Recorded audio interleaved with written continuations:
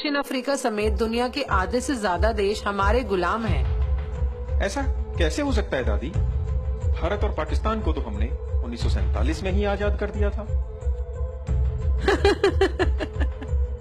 बेटा, इसी भ्रम में रखकर ही हमने भारत के लोगों को आज तक गुलाम बना रखा है। उनको ये आजादी देने का नाटक करना उस समय हमारी मजबूरी बन गई थी, जब सुभाष चंद्र बोस ने आजाद हिंद सरकार बना ली थी।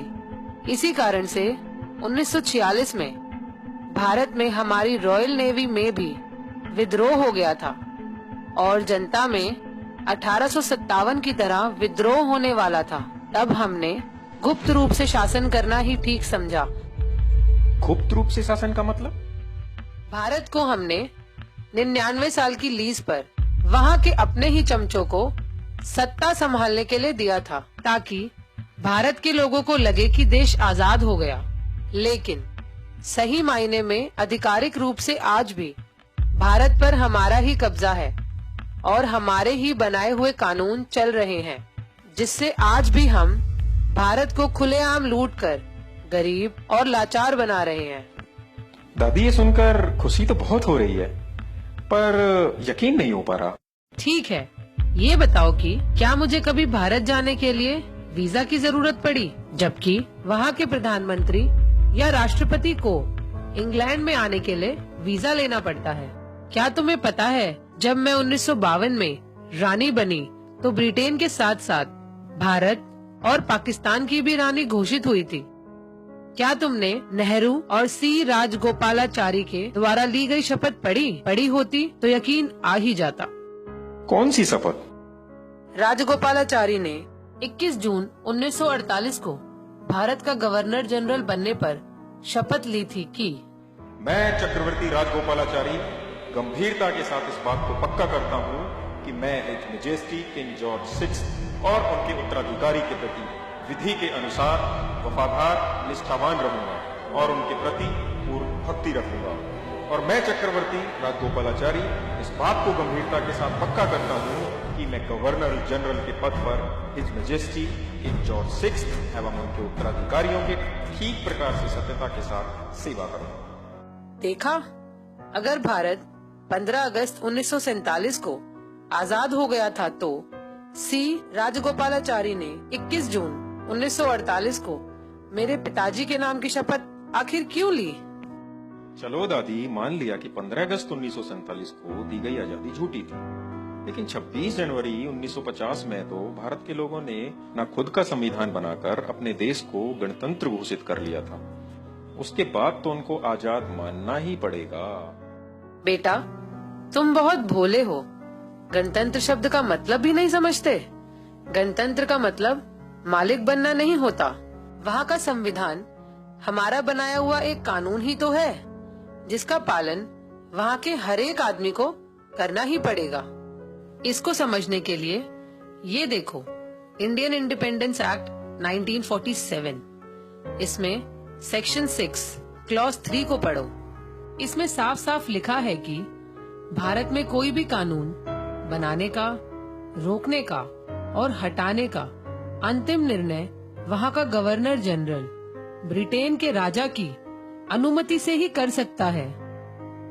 वहाँ का संविधान भी एक कानून ही तो है, जिसको हमारी अनुमति से गवर्नर जनरल सी राजगोपालाचारी ने 26 जनवरी 1950 को मान्यता दी थी। इस समझौते के तहत हम जब चाहे 99 साल की लीज और संविधान को रद्द करके भारत में दोबारा से सीधे सीधे शासन कर सकते हैं। इसी बात को भारत सरकार ने भी एक सरकारी दस्तावेज में स्वीकार किया है। कौन सा दस्तावेज? 1953 में रामनारायण द्वारा पूछे गए एक सवाल के जवाब में भारत सरकार ने आधिकारिक रूप से लिखकर भेजा कि ब्रिटिश नेशनैलिटी एक्ट के अंतर्गत भारत का हर व्यक्ति ब्रिटिश कानूनों के अधीन है और यह स्थिति भारत के गणतंत्र होने के बाद भी नहीं बदली है। यानी भारत के लोगों को हम आज भी अपने कानूनों के तहत सजा सुना सकते हैं, चाहे वे भारत का प्रधानमंत्री ही क्यों न हो। तो क्या दादी, वहाँ का प्रधानमंत्री लोगों का नहीं बल्कि आपका सेवक है? क्यों तुम्हें नहीं लगता? दिल्ली के बुराड़ी इलाके में जिस जगह मेरे दादा जॉर्ज पंचम का राज तिलक हुआ था, उसी जगह मेरे कहने पर मनमोहन सिंह की सरकार ने कोरोनेशन पार्क बनवाना शुरू किया, जिसमें हमारे दादा परदादा की मूर्तियां और हमारा एक विजय स्तंभ लगा है। और अब मोदी सरकार ने उससे भी ज्यादा हजारों करोड़ों रुपया खर्च कर उस पार्क का निर्माण जल्द से जल्द पूरा करवा दिया। इस तरह भारत के राष्ट्रपति भवन के सामने लगे खम्बे पर मेरे सितारे का निशान देख सकते हो, जो कि मेरे मुकुट और छड़ी पर भी है, जिसे मेरी इजाजत बिना भारत में कोई भी हटा नहीं सकता। और अगर भारत के किसी प्रधानमंत्री या राष्ट्रपति ने अपनी माँ का दूध पिया हो तो मेरे उस सितारे के निशान और कोरोनेशन पार्क को हटाकर दिखाए। और आरटीआई के जवाब में अगर भारत के राजपत्र पर यह लिख कर दे दे कि भारत के लोग वहाँ के सर्वोच्च शासक हैं और ब्रिटेन की रानी का भारत पर कोई अधिकार नहीं, तो मैं अपना सिंहासन उस आदमी के लिए खाली कर दूंगी। दादी, वहाँ के लोग इस पार्क और इस नकली आजादी का कोई विरोध नहीं करते? विरोध तो दूर की बात, भारत के गुलाम लोग तो रोजाना जनगण मन गाकर हमारा ही गुणगान करते हैं। दादी, बाकी तो समझ गया, पर उनका राष्ट्रगान हमारा गुणगान कैसे? बताओ ना दादी। जनगण मन के बारे में मैं तुम्हें बाद में बताऊंगी। जी दादी, long live British, long live queen. नमस्कार साथियों, मेरा नाम अंकित है और मैं मुरादाबाद के एक छोटे से गांव से हूं। मैं एक साधारण किसान परिवार से हूं। ये वीडियो अभी आप लोगों ने देखा, हो सकता है कि इस वीडियो की सारी बातें आप लोगों को सच ना लगें, लेकिन साथियों वास्तविकता यही है कि इस वीडियो की एक एक बात सच है। और जिन लाखों लोगों ने इस देश को आजाद कराने के लिए अपनी कुर्बानियां दी, उनका सपना आज भी अधूरा का अधूरा है।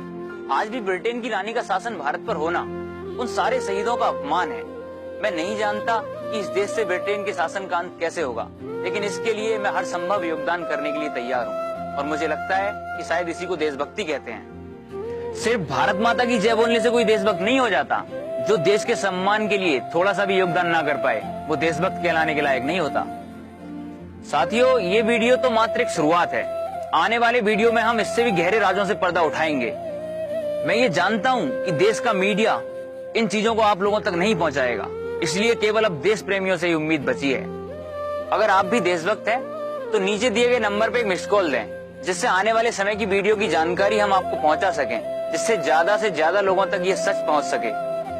मुझे विश्वास है कि जिस दिन भारत के सारे देशभक्त लोग इकट्ठा हो जाएंगे, उस दिन न सिर्फ भारत से ब्रिटिश शासन का अंत होगा, बल्कि इंग्लैंड की रानी भारत के लोगों के पैरों में गिरकर उनसे माफी मांगेगी। साथियों, जिस दिन भारत आजाद हो जाएगा, उस दिन भारत से गरीबी, बेरोजगारी, भूखमरी, आतंकवाद जैसी समस्याएं खत्म हो जाएंगी और भारत एक बार फिर से विश्व गुरु और समृद्ध भारत बन के खड़ा होगा।